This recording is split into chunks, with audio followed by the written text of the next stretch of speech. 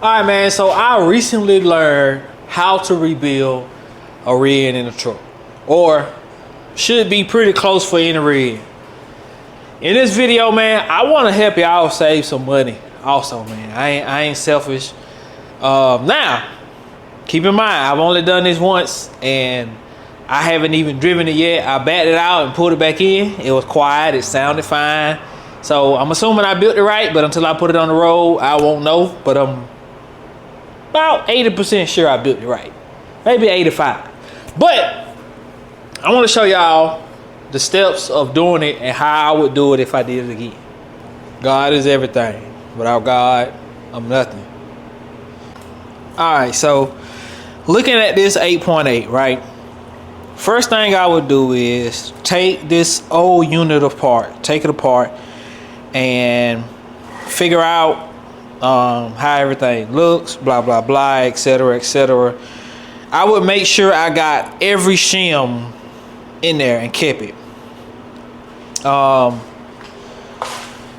There are shims on this pinion. Like, I ain't got it apart to show y'all right now, but I'm just, you know, trying to be helpful. So I would take everything apart but keep everything until I was able to put it back together. So how I would start was I would take my new pinion and I would go with a crush sleeve eliminator.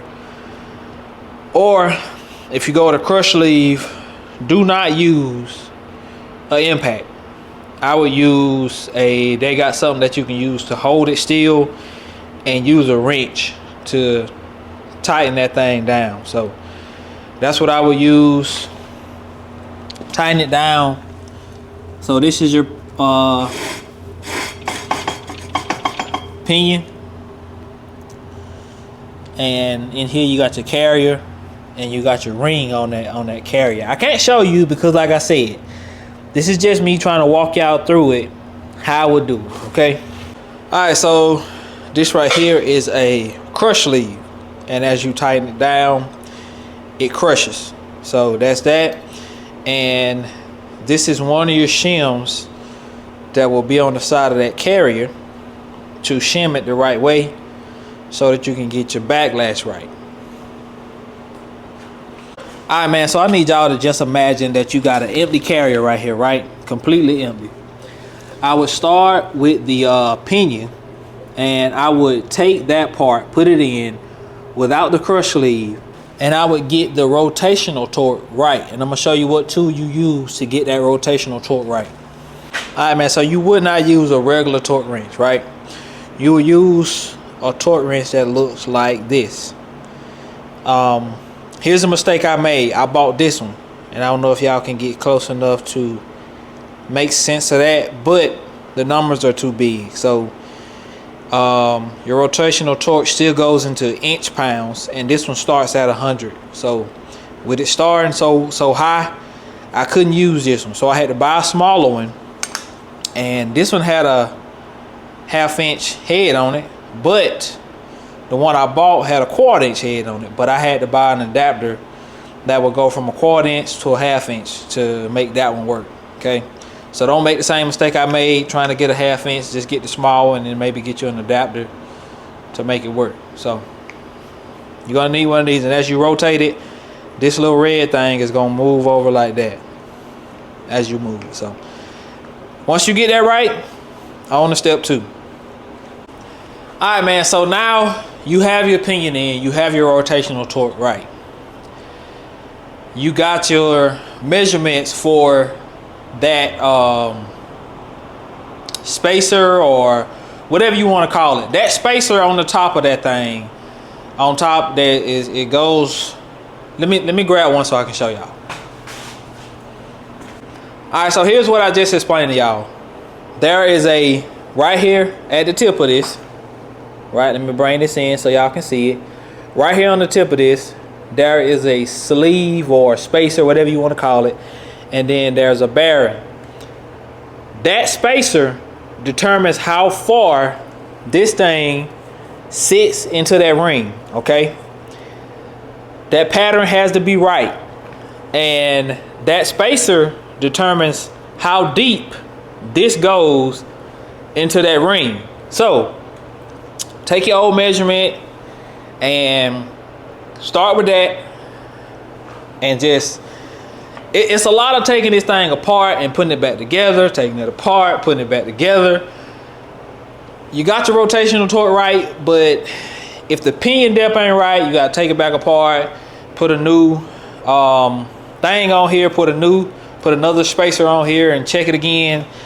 And you got, every time you got to do that rotational torque, every single time. Has to be right.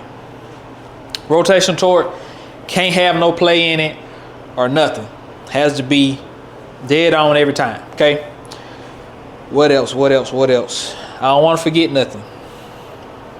So there's 2 bearings that go on this, at least on the 8.5.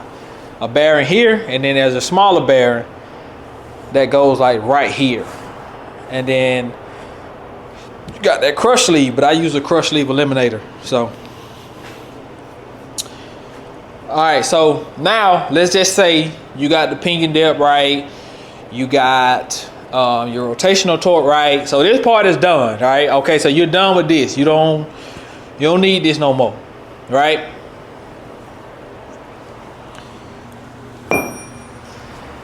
The next thing you're gonna do is take your ring and your pinion. Your ring and your carrier, whether you went with a posi carrier, and you're gonna put that ring on that carrier. You're gonna measure your shims from each side. You're gonna have shims on each side. You're gonna measure those.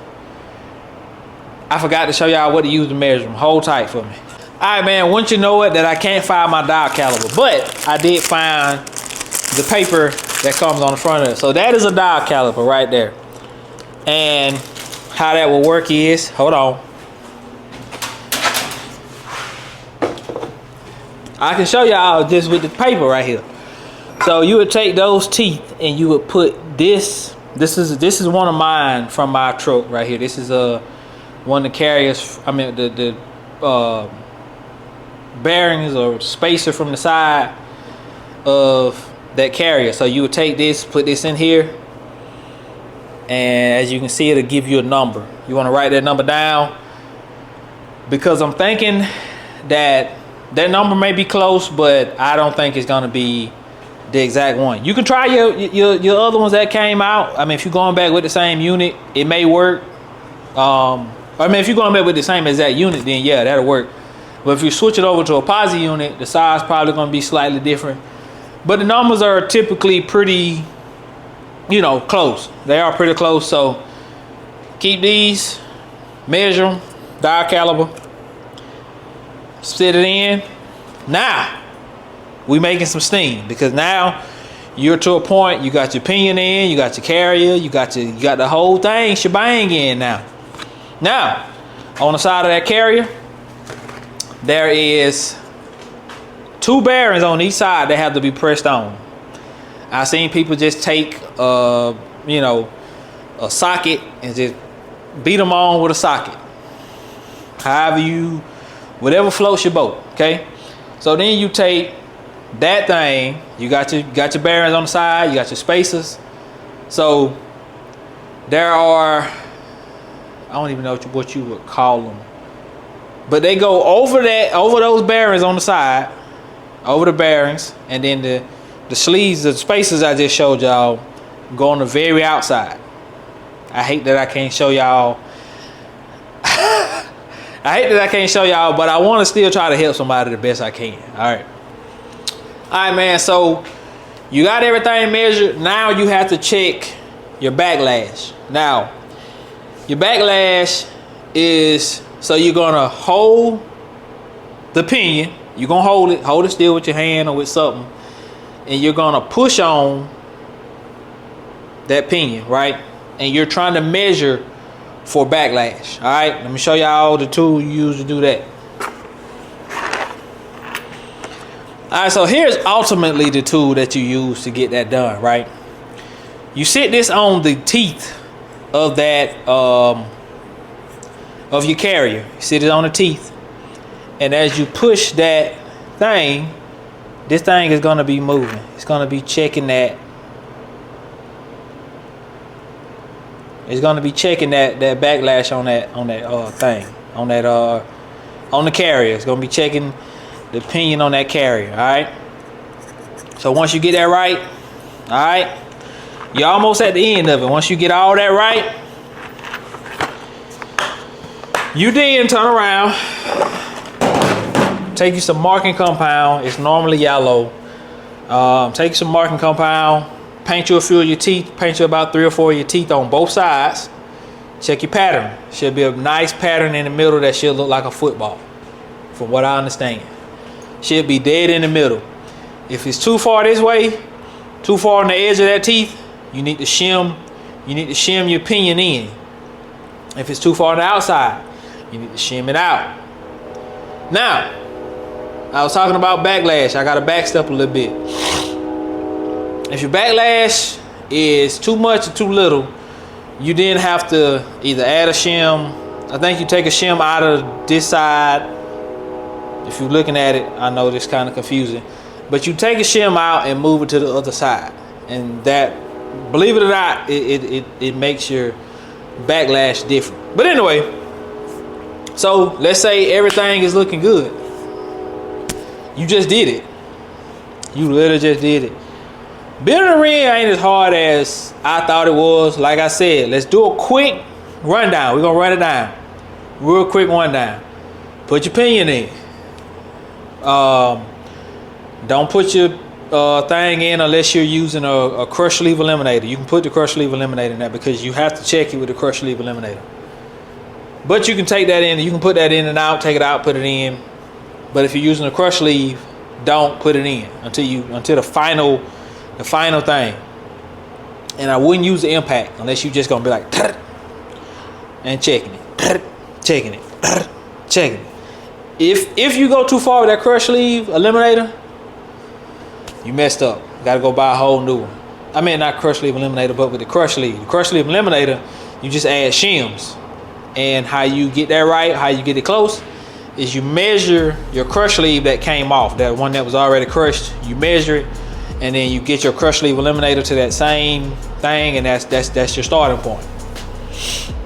All right, so rotational torque right, okay, boom, you good. Put your carrier in, right? You put your caps on, you torque your caps down, you put all your spacers or whatever they call, I don't know what they call, shims. You put all your shims in. Backlash looks good. Backlash is perfect. I think it's supposed to be around like 5 to 9 thousandths. I think it got to be dead on, no more, no less. All right, that's right. And let's say you rotate it. Now you push in on your carrier and you rotate the pinion while you got some pressure on it. And you check that pattern. Pattern looks good. You have just successfully rebuilt a rear end, okay? I know without the details and different stuff, I'll try to throw some pictures and stuff in here for y'all, man, so I can try to make this thing as educational as I can. But I just want to let you know that building a rig ain't as hard as you might think it is. Personally, you probably can do it. If I explain something wrong, or if you think I did something wrong, let me know. Let me know, because like I said, I've only done this one time, but when I learn something, I kind of like to share it, and I don't want to give out wrong information, so don't let me give out wrong information. Correct me in the comment section. If you got any value from this video, hit the like button, hit that subscribe, leave me a comment down there, say, hey, appreciate you, bro, or you stupid, you don't know what you're talking about, you stupid. All right, let me know.